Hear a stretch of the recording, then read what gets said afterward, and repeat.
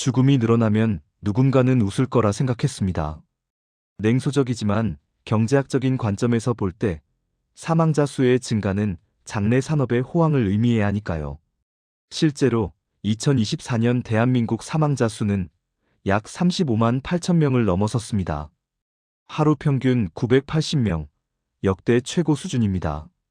손님은 차고 넘칩니다. 그런데 이상한 일이 벌어지고 있습니다.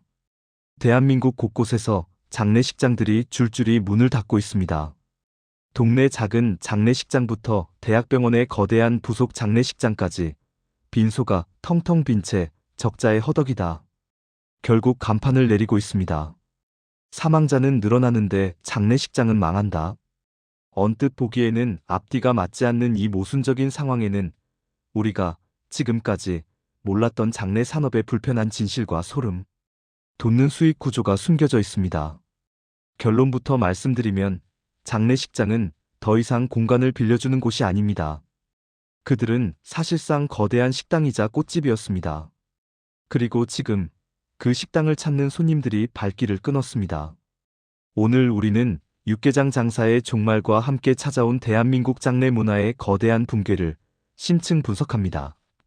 시작하기에 앞서 구독과 좋아요 꾹꾹 눌러주세요. 장례식장의 진짜 수익 구조를 파헤쳐 봅시다. 우리가 장례를 치를 때 가장 큰 비용이 어디에 들어간다고 생각하시나요? 대부분은 빈소 임대료라고 답할 겁니다. 3일 동안 거대한 공간을 독점하니까요. 하지만 이건 착각입니다. 2025년 기준 평범한 장례식장의 빈소 임대료가 약 300만 원이라고 가정해 봅시다. 여기서 인건비, 시설 유지비, 전기료, 감가상각비를 다 빼고 나면 장례식장 손에 쥐어지는 순이익은 약 30%, 90만 원 남짓입니다. 진짜는 그 옆에 붙어있는 적객실에서 나옵니다. 바로 음식값입니다. 조문객 150명이 방문했다고 가정해 볼까요? 1인당 식사비를 1만 5천 원으로 잡으면 음식값만 225만 원입니다. 여기에 술, 음료, 안주 등을 포함하면 금세 300만 원을 넘깁니다. 놀라운 점은 이 음식값의 이익률입니다. 대량으로 끓여내는 육개장과 정형화된 반찬들, 그 원재료비는 전체 금액의 30%를 넘지 않습니다. 즉, 음식값으로 300만 원을 받으면 그중 70%인 210만 원이 고스란히 장례식장의 이익이 됩니다. 보이십니까? 빈소에서 90만 원을 벌 때 육개장 한 그릇에서 210만 원을 멉니다. 이익률이 무려 3배 차이입니다.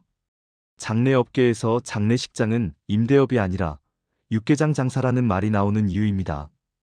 결국 장례식장의 생존을 결정짓는 것은 사망자 수가 아니라 조문객 수였습니다. 얼마나 많은 사람이 와서 밥을 먹고 술을 마셔주느냐가 곧 장례식장의 월급을 결정했습니다. 그런데 이 음식 장사의 정점에는 육개장보다 더 지독한 수익원이 숨어 있습니다. 바로 돼지고기 수육입니다. 장례식장 가보신 분들은 아실 겁니다.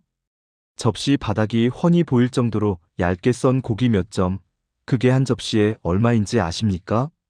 여기서 장례식장의 가장 잔인한 계산기가 돌아갑니다.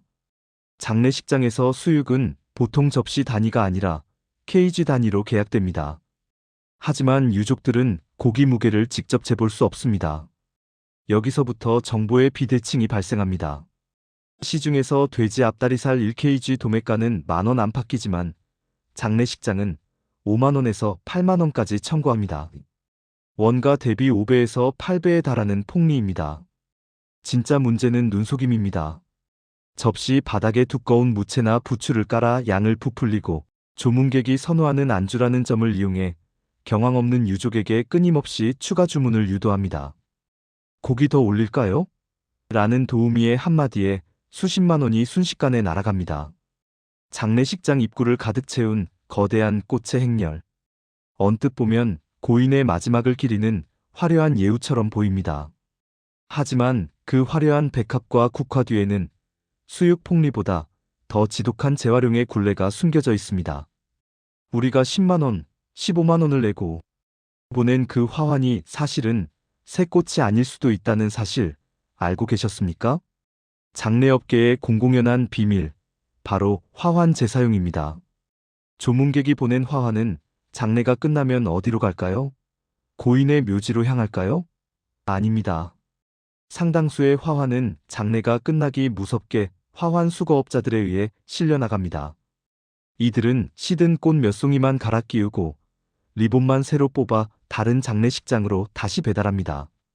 하나의 화환이 적게는 23번, 많게는 5번 이상 전국을 떠돌며 재사용됩니다. 유족과 조문객은 새 꽃값을 지불하지만 실제로는 누군가의 장례식을 이미 대여섯 번은 거쳐온 중고 꽃을 사고 있는 셈입니다. 이것은 단순한 상수를 넘어선 명백한 기만입니다.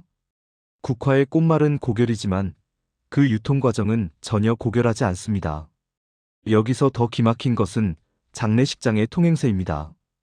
외부 화환업체가 장례식장에 꽃을 배달할 때 일부 장례식장은 은근슬쩍 반입비를 요구하거나 특정 업체만 이용하도록 강요합니다. 왜일까요? 장례식장 자체가 수거업체와 유착되어 리베이트를 챙기기 때문입니다. 꽃이 많이 들어올수록 유족은 뿌듯해할지 모르지만 뒤에서는 수거업자와 장례식장이 그 꽃을 다시 팔아치울 생각에 미소 짓고 있습니다. 결국 이 의미 없는 화환 경쟁이 만들어낸 것은 거대한 쓰레기와 낭비뿐입니다. 장례가 끝나면 그 수많은 꽃은 순식간에 처치 곤란한 폐기물이 됩니다. 유족들은 슬픔 속에서 그 거대한 쓰레기 더미를 보며 또 한 번 회의감을 느낍니다. 이 많은 꽃이 대체 누구를 위한 것이었나? 라는 질문을 던지게 되는 거죠. 이제 사람들은 이 허례허식의 끝을 보고 있습니다. 최근에는 화환 대신 추모쌀을 보내 어려운 이웃에게 기부하거나 아예 화환 사절을 명시하는 유족들이 급증하고 있습니다. 며칠 뒤면 쓰레기가 될 재활용. 꽃 대신 고인의 이름으로 행해지는 실질적인 선행이 더 가치 있다고 믿기 때문입니다. 육개장과 수육의 폭리, 그리고 재활용 화환의 기만까지. 장례식장이 진심이 아닌 수익에만 매몰될수록 사람들은 더 빠르게 빈소를 떠나고 있습니다. 거칠애 뿐인 화려한 꽃병풍이 사라진 자리에 진정한 애도와 추억이 담긴 작은 사진 한 장이 놓이는 것. 그것이 지금 대한민국이 선택하고 있는 새로운 이별의 방식입니다. 하지만 이 견고했던 폭리 시스템에 균열이 가기 시작했습니다. 변화는 예고 없이 찾아온 코로나19 팬데믹이었습니다. 3년이 넘는 시간 동안 우리는 모이지 않는 것을 예의로 배웠고 엔데믹이 찾아왔음에도 사람들은 장례식장으로 돌아오지 않았습니다. 안 가는 것이 오히려 배려가 될 수 있다는 사회적 합의와 고물가, 고금리라는 경제적 압박이 결합했기 때문입니다. 3일장 한 번 치르는데 1,500만 원이 우습게 깨지는 시대, 현금이 마른 유족들에게 조문객을 맞이하기 위해 수백만 원의 황금 수육과 의미 없는 재활용 화환 값을 지불하는 것은 감당하기 힘든 사치가 되었습니다. 그래서 등장한 것이 바로 무빈소 장례입니다. 빈소를 차리지 않고 조문객을 받지 않으며 고인을 운구하여 바로 화장장으로 향하는 방식입니다. 무빈소 장례는 장례식장 입장에서 재앙입니다. 가장 짭짤한 수익원이었던 음식 매출과 화환 리베이트가 제로가 되기 때문입니다. 이익의 70%를 차지하던 육개장과 수육이 팔리지 않으니 장례식장은 유지비조차 감당할 수 없는 상태에 빠집니다. 이것이 사망자가 늘어나도 장례식장이 줄폐업하는 진짜 이유입니다. 문화적 변화는 더 깊은 곳에서 요동치고 있습니다. 감정 노동의 깊이입니다. 왕복 교통비, 부조금, 그리고 어색한 위로의 시간들. 사람들은 이제 그 시간을 부조금 송금 한 번으로 가름하길 원합니다.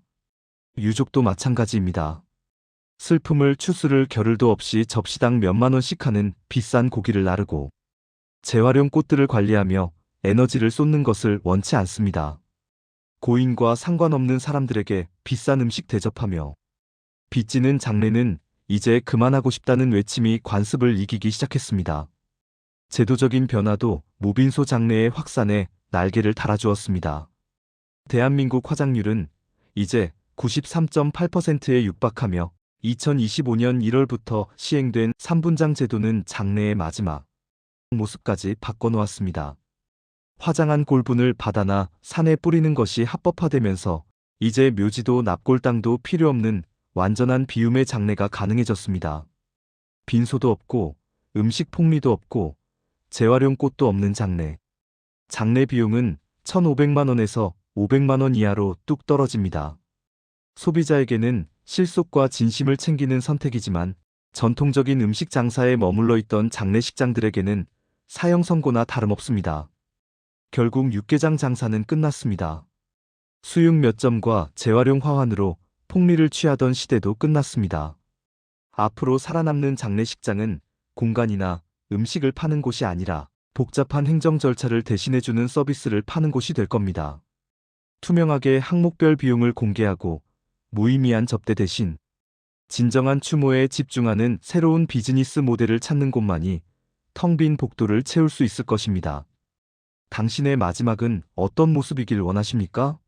수백 명의 낯선 이들이 먹는 육개장 냄새와 비싼 수육 접시, 그리고 며칠 뒤면 쓰레기가 될 재활용 꽃들로 가득한 빈소입니까? 아니면 사랑하는 사람들과 조용히 나누는 진심, 어린 작별입니까? 시대의 변화는 이미 답을 내리고 있습니다. 이상입니다. 시청해주셔서 감사합니다. 도움이 되셨다면 구독과 좋아요 꾹꾹 눌러주세요.